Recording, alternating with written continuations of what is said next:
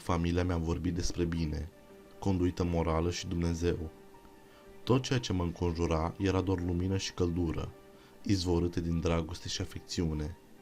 Niciodată nu mi s-a vorbit despre rău, despre diavol sau iad, despre orgiile existente dincolo de îmbrățișarea protectoare a familiei.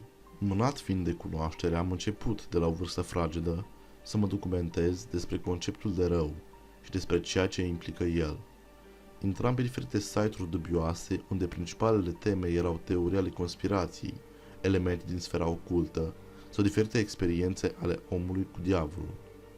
Am vrut să împărtășesc noile mele informații cu familia, însă nu mi-era permis să rostesc cuvintele diavol, satana, dracu sau naiba, spunându-mi se: n-are ce căuta cel cu coarne în casa mea, ducă-s-l pe pustii, să nu te mai aud că-l pomenești vreodată.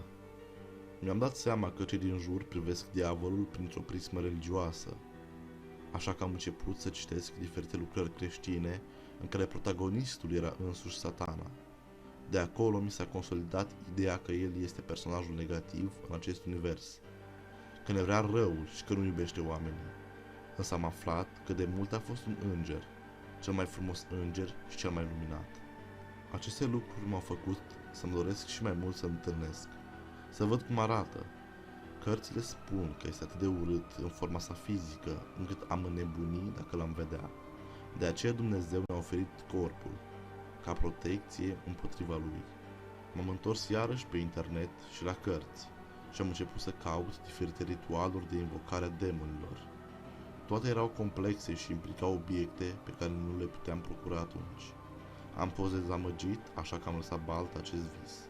Într-o zi, fratele meu a verificat istoricul căutărilor din browser și mi-a zis: vrei să vorbești cu diavolul? Știu eu cum. Fii atent ce trebuie să faci. Înainte să-ți pui rugăciunea și să te culci, te duci în pragul ușii camerei tale și spui de 3 ori: diavole, apar, vreau să mă lupt cu tine. După ce faci asta, te închini și te pui în pat. Satana va apărea la ora 12 noaptea și vă veți lupta. Dacă te va doborî, îți va lua sufletul. În mintea mea de copil știam că există o urmă de ironie în vorbele fratelui meu. Știam că vrea să râde de mine și că probabil urma să se costumeze după ce săvârșesc acest ritual. Totuși, pe de-o parte eram încântat. Atât de simplu să fie, nu mă așteptam. Seara la ora 10 l-am invocat. Vreau să vă mărturisesc că am ezitat puțin. Dacă e real, dacă îmi pierd sufletul. Însă teama a dispărut. Trebuia să-mi stăpânesc setea de cunoaștere. M-am pus în pragul ușii și am zis incantație de 3 ori, așa cum cer instrucțiunile. După m-am așezat în genunchi în fața icoanei, m-am rugat și am făcut cruce, pregătindu-mi sufletul pentru lupta ce urma să se dea. Am adormit și nimic nu s-a întâmplat. Ce prostie, mi-am spus eu, însă din acea noapte ceva s-a schimbat. O voce sinistră se intensifică în mintea mea pe zi ce trece, se aude tot mai tare. Un ecou mut ce mi-inundă capul, îmi spune ce să fac. Încerc să mă împotrivesc, dar uneori e mai puternic decât mine. Un râs surd mă chinuie în fiecare noapte, iar în fața ochilor nu mi-apare decât ușa prin care el a pășit în lumea mea.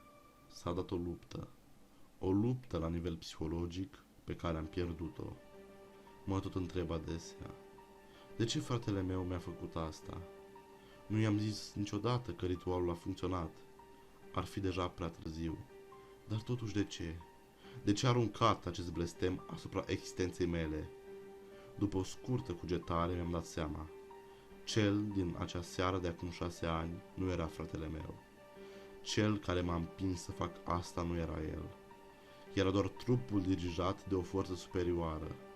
Forță ce mă controlează pe mine acum. Și fratele meu a făcut asta. A căzut pradă blestemului. E o voce care îmi șoptește neîncetat. O voce care mi-a pus să fac și asta. Să-ți spun că el e viu, că e mai puternic ca oricând și că e gata să pășească în tine, trecând pragul sufletului tău.